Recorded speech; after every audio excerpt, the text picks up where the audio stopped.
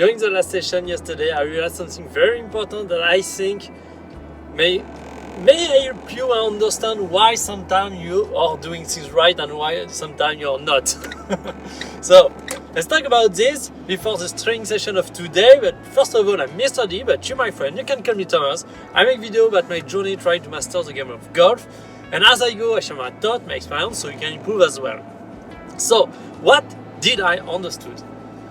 Well, when you train too much time in one place, then when you go back to another place, your brain doesn't adapt. What I mean by that is, I have two main places where I'm training to practice range, and so I spend a lot of time usually in the first place where I trained a lot, and so I have developed a lot of cognitive habits in there where my body is kind of, okay, this is where we are, this is how we should respond to this place. And the fun thing is, recently I spent a lot of time training on the other place, and so I've moved forward on a lot of things, and I feel great. My swing is moving in the right direction. But then I came back here, in the first place, in the first practice range where I'm used to play. And yesterday that was horrible. It's like all the sensation I had last week, where everything was working and progressing, gone. Just gone.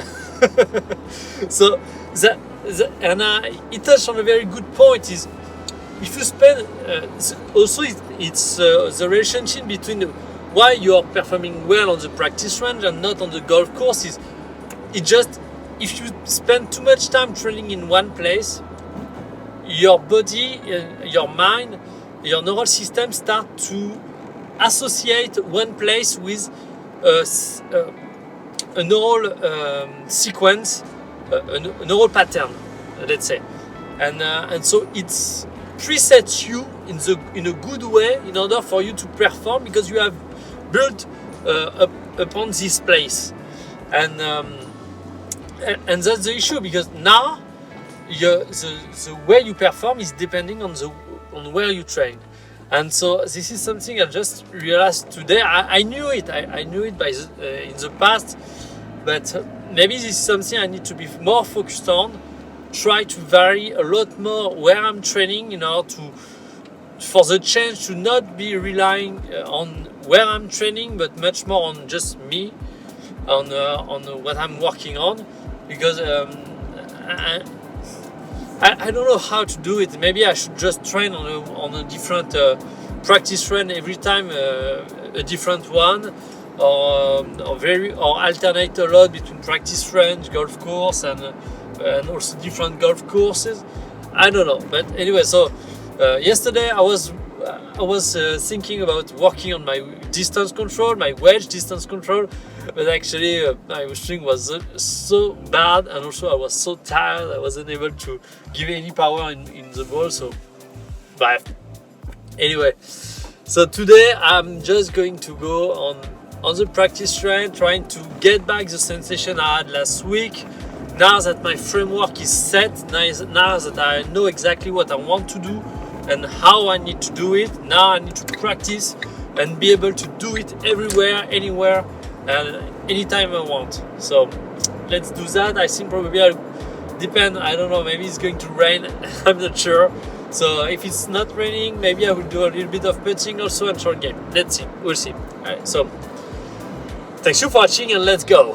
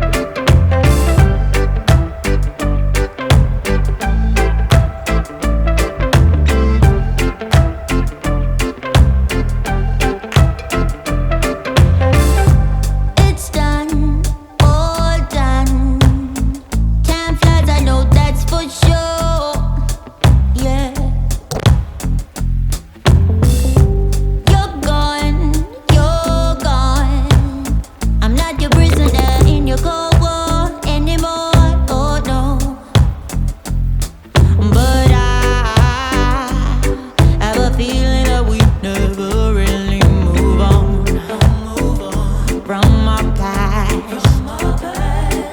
Sometimes I just wanna go back, try to make it all undone, so it didn't have to hurt this bad. I don't say goodbye, I don't do this stuff. Don't go, don't go, don't go. You should know why I'm a Gemini. My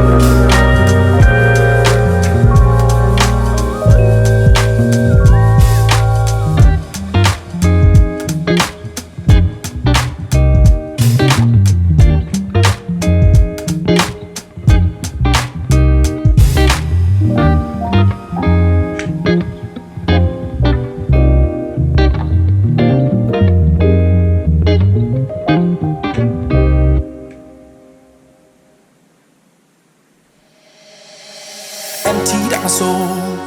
You've heard it all before, honest but I know. Left these years ago, I was young and I'm old, still can't fill the void. We don't need the past in our lives for tomorrow.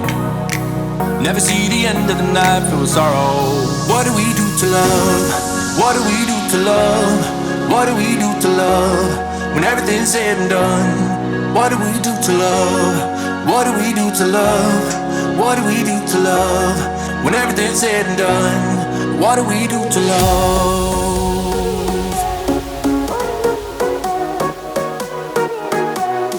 What do we do to love?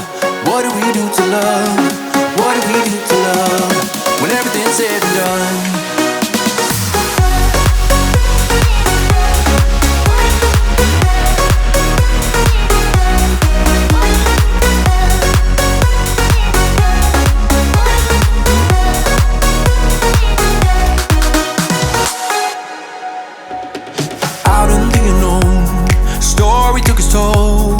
Thought I would've grown off the beaten track to become a better man, sinking in the sand. We don't need the past in our lives for tomorrow. Never see the end of the night filled with sorrow. What do we do to love? What do we do to love? What do we do to love? When everything's said and done, what do we do to love? What do we do to love? What do we do to love? When everything's said and done, what do we do to love?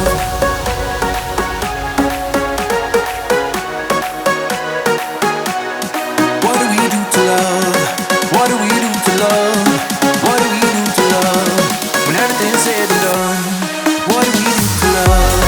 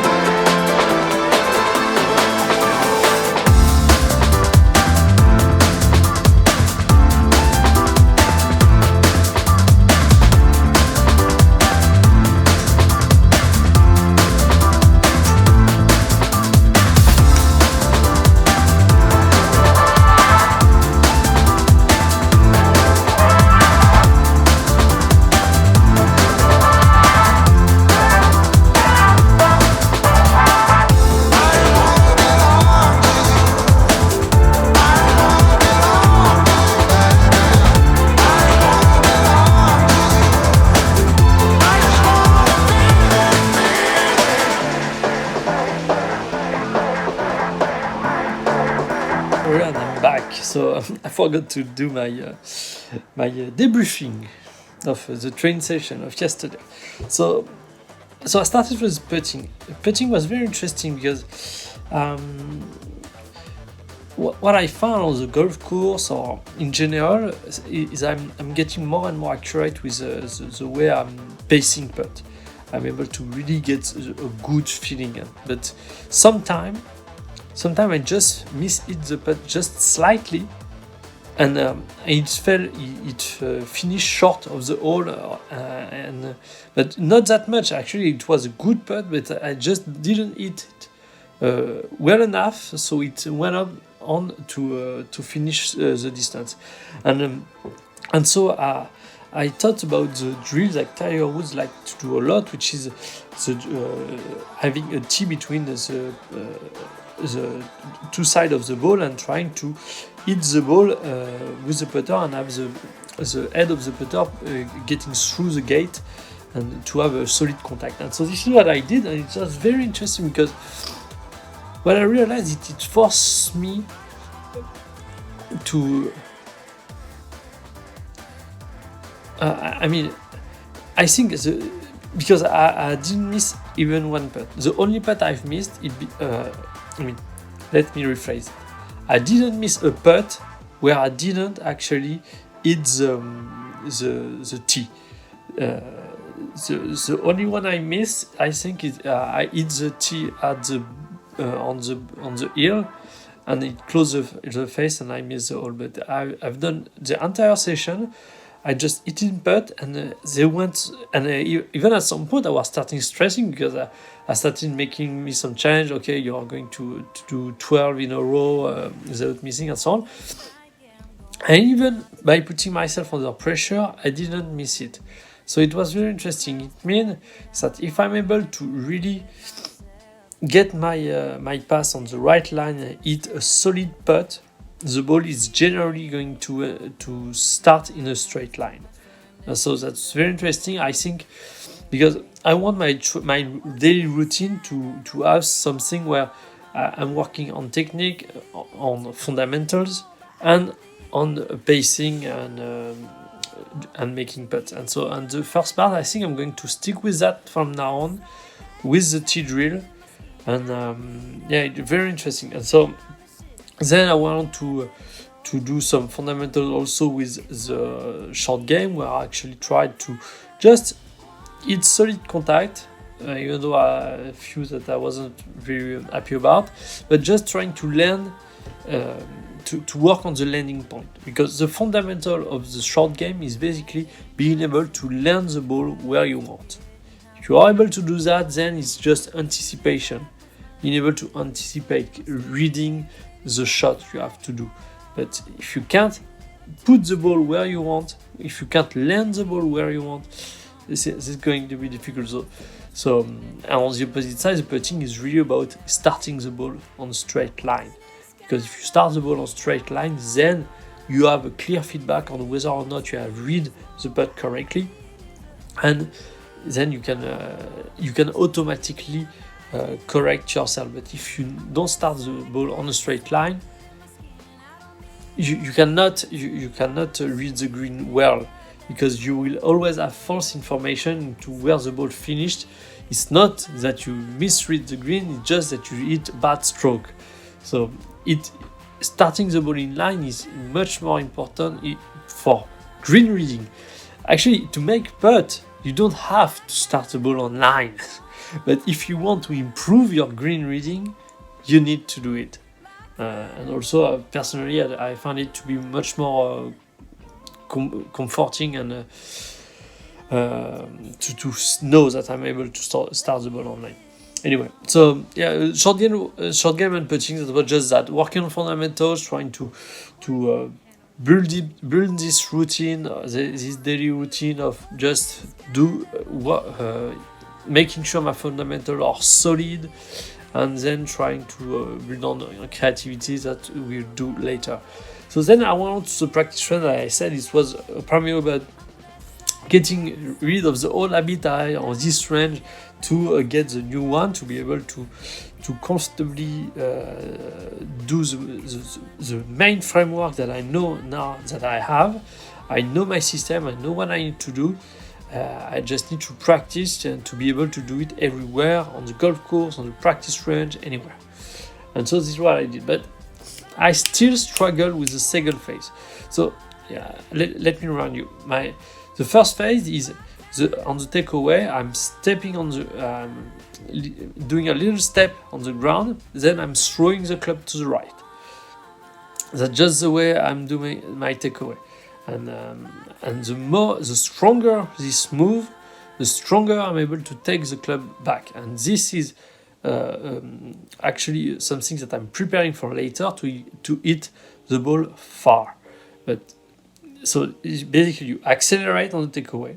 Then the next part of the framework is I'm decelerating after the takeaway, and I'm trying to transfer the force of the takeaway toward my lower body and just slow down the upper body to place the club in the right direction. As I'm doing so, my hips are going to slowly rotate to the right, and what I'm trying to do is actually rotate my shoulder relative to my hips to the left, doing this motion as my hips are doing this motion. So actually I'm not stretching my spine at all. I'm even doing the opposite. I'm trying to keep to activate my obliques in order to keep the differential between my lower body and upper body minimal. And the reason is that then on the downswing, what I want my hips to start moving while my upper body stay quiet. And so the less differential I have during my backswing, the more I'm able to start the hips and keep my upper body quiet. And so then my hips are going to pull my upper body slowly, so the transition gets smooth. And then also it creates a lot. Then I have space to create a lot of differential between my hips and upper body during the downswing until the delivery point. And once I'm at the delivery point, then I can stop my hips and pull the oblique in the opposite direction. So turning my shoulder, using my obliques towards the left, and as I'm doing so, I'm pulling the club towards the target to release. This is the whole sequence, and I'm pretty confident that now that conceptually I have that in mind, I know what I need to do. Now it's not just about getting it done, and so most of it I'm good, except for one, and this part is the deceleration after the takeaway. This part I'm struggling a lot. It's just difficult. But fortunately enough, just after this session, I had a session with my coach. And so I started talking about this and so on, and we conclude that actually the main issue I have is my flexibility. I'm way too flexible. And so the motion actually I need to do after the takeaway is basically trying to get back to the setup position.